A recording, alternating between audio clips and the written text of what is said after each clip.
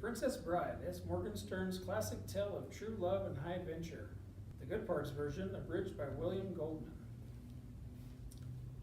Part 6, Section 6, The Festivities. It was dusk when they began their search blindly through all of Florence City. Dusk, a day before the wedding. Count Rugen was about to begin his nightly experiments at that dusk, gathering up his notebooks from his room, filled with all his jottings. 5 levels underground, behind high castle walls, locked and chained and silent, Wesley waited beside the machine. In a way, he still looked like Wesley, except, of course, that he had been broken. 20 years of his life had been sucked away. 20 were left. Pain was anticipation. Soon the Count would come again. Against any wishes he had left, Wesley went on crying. It was dusk when Buttercup went to see the prince. She knocked loudly, waited, knocked again. She could hear him shouting inside, and if it had not been so important, she would never have knocked the 3rd time. But she did, and the door was yanked open, and the look of anger on his face immediately changed into the sweetest smile. "Beloved," he said, "come in. A moment more is all I need." And he turned back to Yellen. "Look at her, Yellen, my bride-to-be. Has any man ever been so blessed?" Yellen shook his head. "Am I wrong, do you think, to go to any lengths, then, to protect her?" Yellen shook his head again. The prince was driving him crazy with his stories of the Gilder infiltration. Yellen had every spy he'd ever used, working day and night, and not one of them had come up with anything about Gilder. Yet the prince insisted. Inwardly, Yellen sighed. It was beyond him. He was simply an enforcer, not a prince. In fact, the only remotely disturbing news he'd heard since he'd closed the thieves' quarter that morning was within the hour, when someone told him of a rumor that the ship of the dread pirate Roberts had perhaps been seen sailing all the way into Florence Channel itself. But such a thing, Yellen knew from long experience, was simply rumor. "I'll tell you, they're everywhere, these Gilders," the prince went on, "and since you seem unable to stop them, I wish to change some plans. All the gates have been sealed to my castle except the front one, yes?" "Yes, and 20 men guard it. Add 80 more. I want 100 men, clear? 100 men it will be, every brute available. Inside the castle I'm quite safe. I have my own supplies, food, stables, enough. As long as they cannot get at me, I will survive. These, then, are the new and final plans. Jot them down.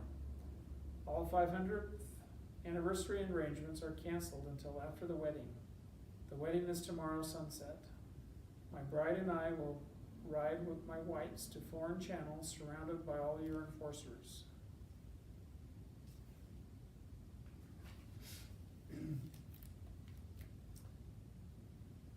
There we will board a ship and begin our long-awaited honeymoon, surrounded by every ship in the Florin Armada. "Every ship but 4, Buttercup corrected. He blinked at her a moment in silence.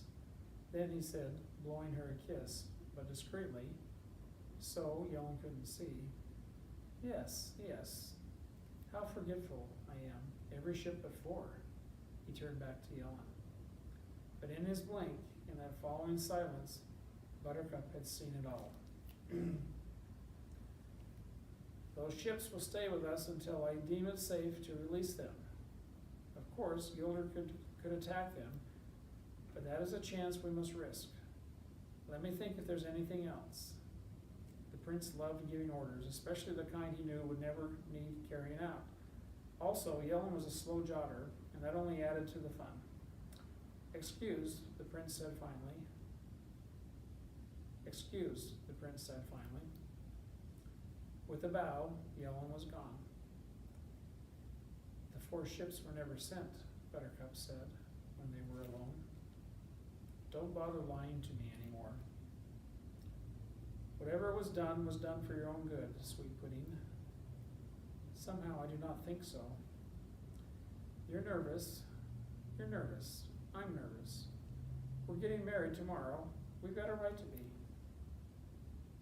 You couldn't be more wrong, you know. You couldn't be more wrong, you know. I'm very calm. And in truth, she did seem that way. It doesn't matter whether you sent the ships or not. Wesley will come for me. There is a God, I know that. And there is love, I know that too. So Wesley will save me. You're a silly girl. Now go to your room.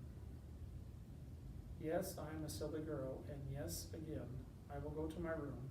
And you are a coward with a heart filled with nothing but fear. The prince had to laugh. The greatest hunter in the world, and you say I am a coward? I do indeed. I'm getting much smarter as I age. I say you are a coward, and you are. I think you hunt only to reassure yourself that you are not what you are, the weakest thing to ever walk the earth. You will come for me, and then we will be gone, and you will be helpless for all your hunting, because Wesley and I are joined by the bond of love, and you cannot track that, not with 1,000 bloodhounds, and you cannot break it, not with 1,000 swords. Humperdinck screamed toward her then, ripping at her autumn hair, yanking her from her feet, and down the long curving corridor to her room, where he tore that door open and threw her inside, and locked her there, and started running for the underground entrance to the Zoo of Death.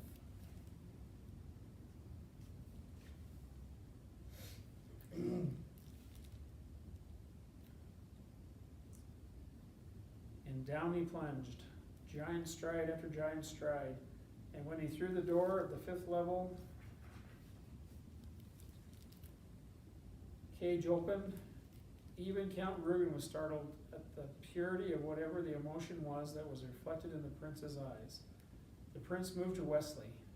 She loves you, the prince cried. She loves you still, and you love her, so think of that. Think of this too.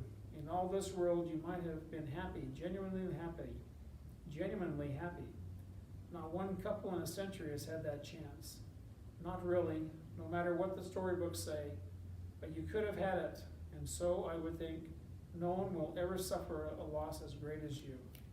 And with that, he grabbed the dial and pushed it all the way forward, and the Count cried, "Not to 20!" But by then it was too late. The death scream had started.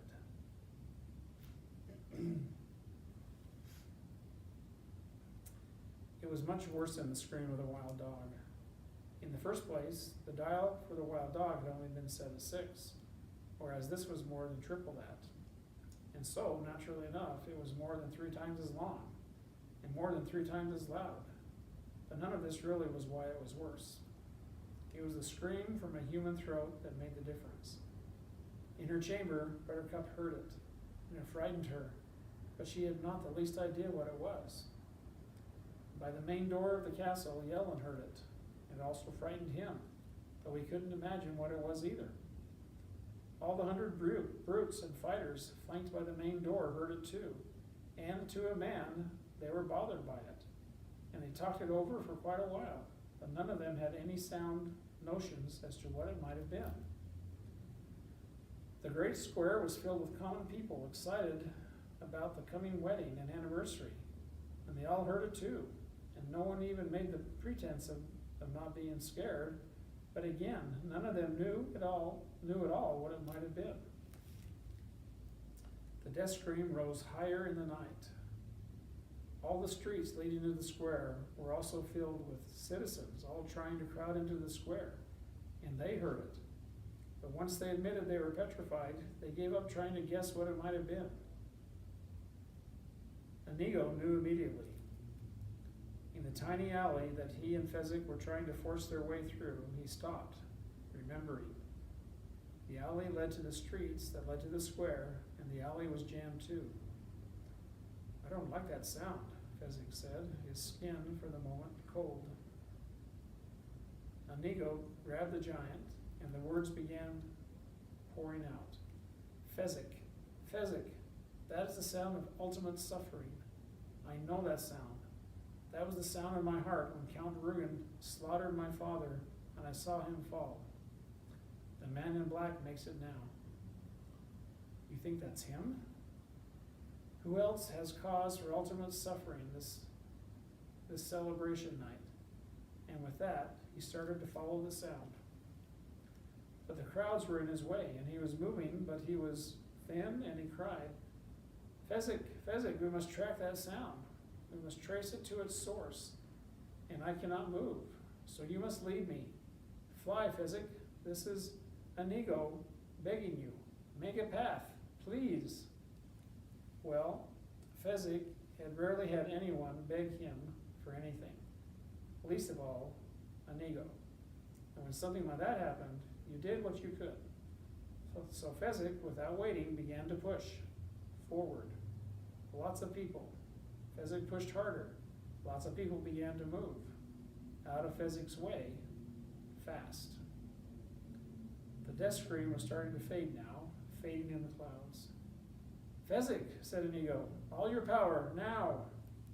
Down the alley, Fezzik ran, people screaming and diving to get out of his way. And in his footsteps, Inigo kept pace.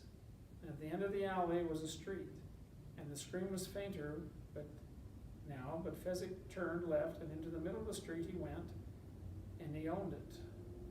No one was in his way. Nothing dared block his way, and the scream was getting just so hard to hear. So with all his might, Fezzik roared, Quiet! And the street was suddenly hushed, and Fezzik pounded along, Inigo right behind him, and the scream was still there, still faintly there, and into the great square itself, and the castle beyond, before the scream was gone.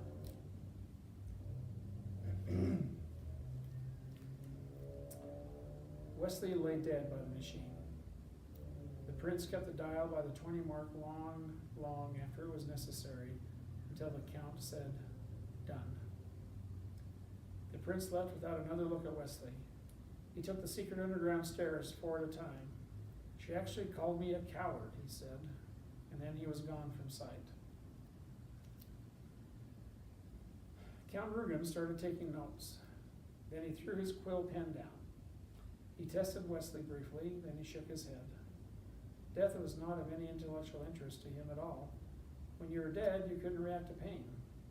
The count said, dispose of the body, because even though he couldn't see the albino, he knew the albino was there. It was really a shame, he realized as he mounted the stairs after the prince. You just didn't come across victims like Wesley every day of the year.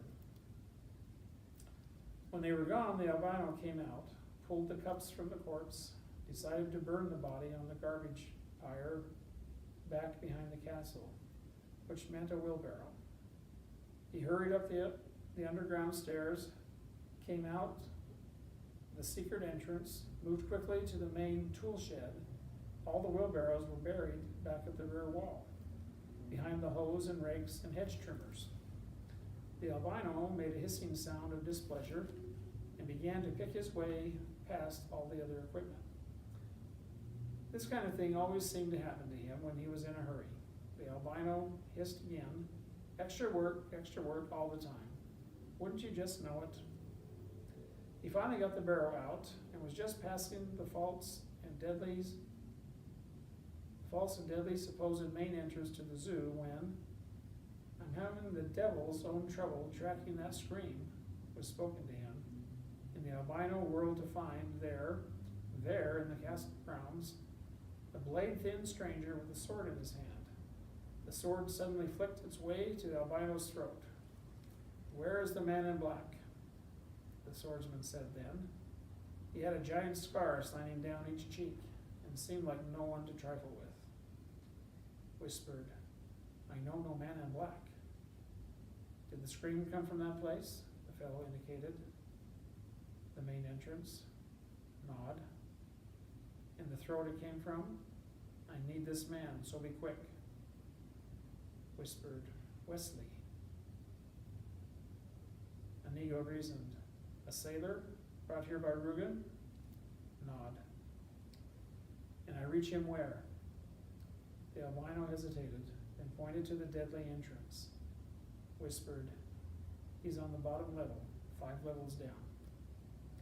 Then I have no more need for you. Quiet him a while, Fezzik. From behind him, the albino was aware of a giant shadow moving. Funny, he thought, the last thing he remembered. I thought that was a tree. Inigo was on fire now. There was no stopping him. Fezzik hesitated by the main door. Why would he tell the truth? He's a zookeeper threatened with death. Why would he lie? That doesn't follow. I don't care, Inigo said sharply, and in fact he didn't. He knew in his heart the man in black was down there. There was no other reason for Fezzik to find him, for Fezzik to know of Rugen, for everything to be coming together after so many years of waiting. If there was a God, then there was a man in black waiting. Inigo knew that. He knew it. And of course he was absolutely right. But again, of course, there were many things he did not know. That the man in black was dead, for one. That the entrance they were taking was the wrong one, for another. A false one, set up to foil those, like himself, who did not belong. There were spitting cobras down there, though what would actually come at him would be worse.